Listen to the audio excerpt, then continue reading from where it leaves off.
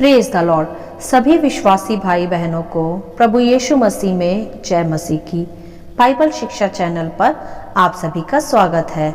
हमारे इस चैनल को देखने के लिए आप चैनल को सब्सक्राइब करें और बेल आइकन के ऑल बटन को ज़रूर दबाएं, तभी आपको हमारी आने वाली हर वीडियो का नोटिफिकेशन मिलता रहेगा।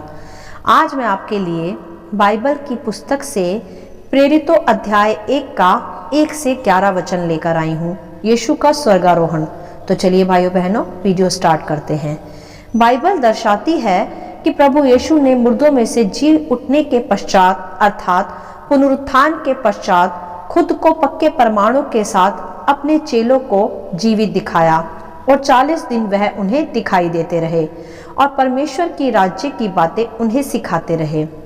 और तब ही उस समय के दौरान ही प्रभु यीशु ने अपने चेलों को कुछ आज्ञा दी और कहा कि तुम यरूशलेम को ना छोड़ना, परंतु पिता की उस प्रतिज्ञा के पूरे होने की बाट जोते रहना जिसकी चर्चा तुम मुझसे सुन चुके हो। और प्रभु ने उनसे यह भी कहा कि यूहन्ना ने तो पानी से बपतिस्मा दिया है, परंतु थोड़े दिनों के बाद तुम पवित्र आत्मा से बपतिस्मा पाओगे। जी हाँ भाइयों बहनों, यहाँ प्रभु ने अपने चेलों को जब तक यरूशलेम में ठहरने को कहा जब तक वह पवित्र आत्मा प्राप्त न कर लें, जिसकी चर्चा प्रभु यीशु ने अपने चेलों से पहले ही की थी। यूहन्ना अध्याय 14 के वचन 16 में कि मैं पिता से विनती करूंगा और वह तुम्हें एक सहायक देगा कि वह सर्वदा तुम्हारे साथ रहे, अर्थात सत्य का आत्मा। यहाँ प्रभु ने उनसे पवित्र आत्मा की ही चर्चा की थी, जिसे आज वह मर के जी उठकर उन्हें फिर से उसके विषय समझा रहे थे कि तुम जब तक यरूशलेम में ही ठहरे रहना जब तक कि पवित्र आत्मा ना पाओ। मेरे प्रियो, क्यों प्रभु ने उन्हें यरूशलेम में ठहरने को कहा, ये हम आगे समझेंगे। तब प्रभु के चेलों ने इकट्ठे होकर उससे पूछा कि हे प्रभु, क्या तू इसी समय इज़राइल का राज्य फेर देगा? ऐसा सवाल प्रभु के चेलों ने प्रभु से पूछा, क्योंकि इज़राइल के राज्य के यहूदियों ने ही प्रभु को स्वीकार नहीं किया था और उसे क्रूस पर भी चढ़वाया था। और प्रभु उन्हें अर्थात अपने चेलों को वहीं यरूशलेम में ठहरने को कह रहा था। इसीलिए चेलों ने यह प्रश्न यीशु से पूछा कि क्या तू आज ही इस राज्य को फेर देगा? क्योंकि वह यीशु के जीवित रहते यीशु की बात को नहीं सुन रहे थे, उस पर विश्वास नहीं ला रहे थे, तो फिर कैसे उनकी दृष्टि की मृत्यु के पश्चात वह यहूदी लोग उसके चेलों पर ईमान लाते? तो इसीलिए चेलों का यह प्रश्न यीशु से पूछना उचित था। परंतु तब तक चेले पवित्र आत्मा की सामर्थ्य के विषय नहीं जानते थे, इसलिए उन्होंने ऐसा सवाल किया जिसके विषय यीशु उन्हें आज आज्ञा दे रहा था।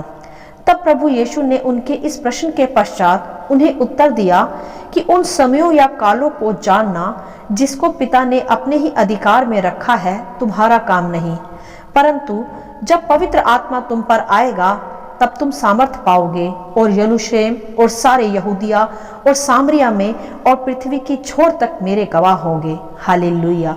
क्या अद्भुत वचन कहा प्रभु ने यहाँ। यह वचन मेरे हृदय को बहुत प्रभावित करता है कि प्रभु ने उनसे कहा कि इज़राइल के राज्य को कब और किस घड़ी फेरना है यह परमेश्वर का काम है, परंतु तुम्हारा काम है तुम उसकी आज्ञा में पवित्र आत्मा की सहभागिता में निरंतर चलते रहो, तो तुम सामर्थ पाओगे और उसी स्थान पर अर्थात यरूशलेम, सामरिया, यहूदिया में तथा पृथ्वी की छोर तक मेरे गवाह ठहरोगे।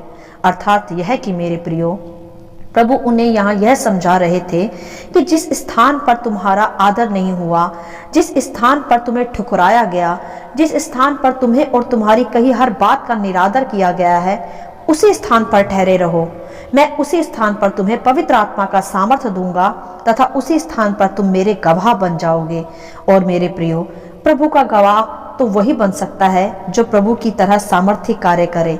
तो इस घड़ी प्रभु ने अपने चेलों को इसीलिए यरूशलेम में ठहरे रहने को कहा क्योंकि प्रभु की मृत्यु के पश्चात पिता का कार्य अभी समाप्त नहीं हुआ था, वरन अभी और उसका राज्य फैलना बाकी था उसके चेलों के द्वारा। इसीलिए प्रभु ने अपने चेलों को उसी स्थान पर ठहरे रहने की आज्ञा दी थी।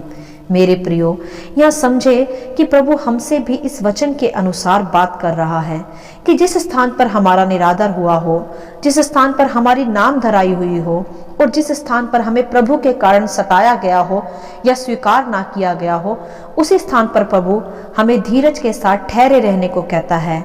और प्रभु हमें अपनी उस प्रतिज्ञा की बाट जोते रहने को कहता है जिसका वायदा प्रभु ने हमसे किया है कि वह उसी स्थान पर हमें अपना गवाह करके ऊंचा उठाएगा। अर्थात पवित्र आत्मा की सामर्थ्य जब हम पर आएगी तब हम भी पृथ्वी की आखिर छोर तक प्रभु के गवाह होंगे, जैसे वह चेले भी पवित्र आत्मा की सामर्थ्य पार कर अद्भुत रीति से प्रभु के कार्यों को फिर यरूशलेम में करते फिरे, जिसे हम इसके आगे के अध्यायों में विस्तार से पढ़ भी सकते हैं। मेरे प्रियो, प्रभु का कोई भी वायदा झूठा नहीं है, बस हमें उसकी हर एक आज्ञा को पूरा करना तथा उस पर चलना आवश्यक है। तब वह अपने कहे अनुसार हमारे जीवनों में उसे पूरा भी करता है। वह ही हमारे तिरस्कार को आदर में बदलने के योग्य परमेश्वर है, परंतु अपने निश्चित समय पर उस पर सवाल करना हमारा अधिकार नहीं है। हमें तो केवल उसके निश्चित समय की धीरज के साथ बाट जोते रहना है। उसी समय में हम पवित्र आत्मा की सामर्थ्य से भरते जाते हैं और प्रभु के गवाह के रूप में खड़े रह पाते हैं।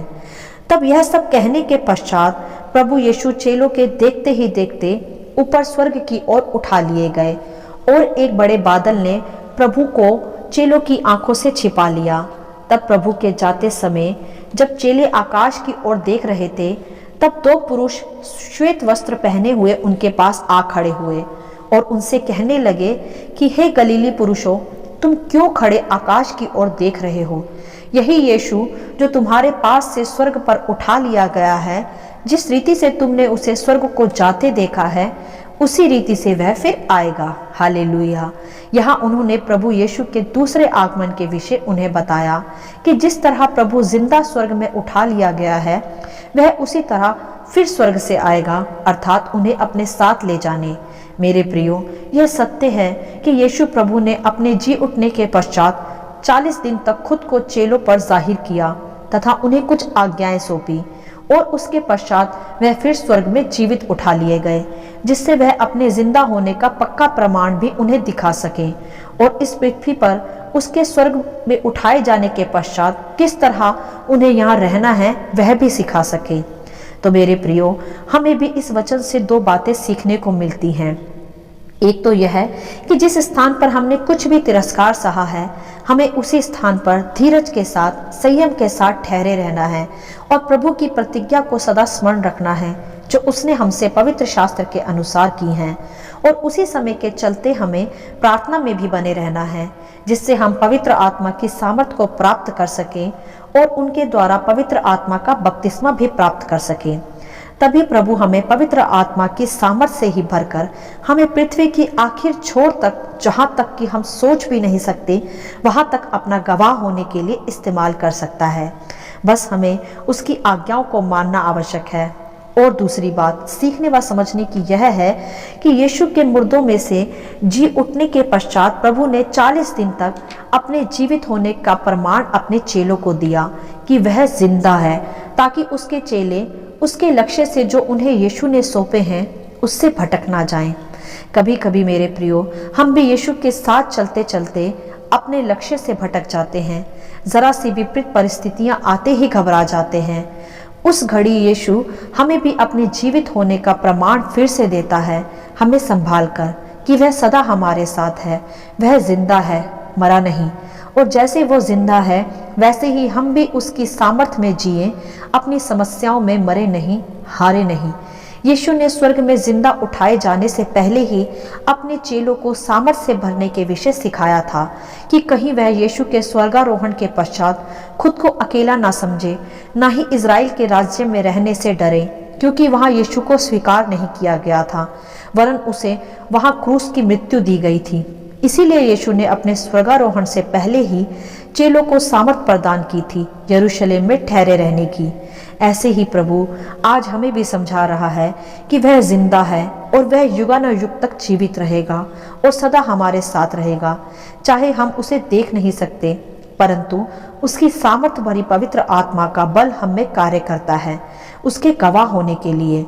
जिस प्रकार चेलों को भी वह तब दिखना बंद हो गया था, एक बादल ने उसे छिपा लिया था, उसी प्रकार वह हमें भी फिजिकली नहीं दिखता, परंतु उसकी आत्मा सदा हमें उसका सामर्थ प्रदान करती है उसके नाम से चलने के लिए, उसकी आज्ञाओं में बने रहने के लिए। और जैसे उन स्वर्गदूतों ने कहा कि जिस रीति से वह स्वर्ग में उठा लिया गया है उसी रीति से वह वापस भी आएगा।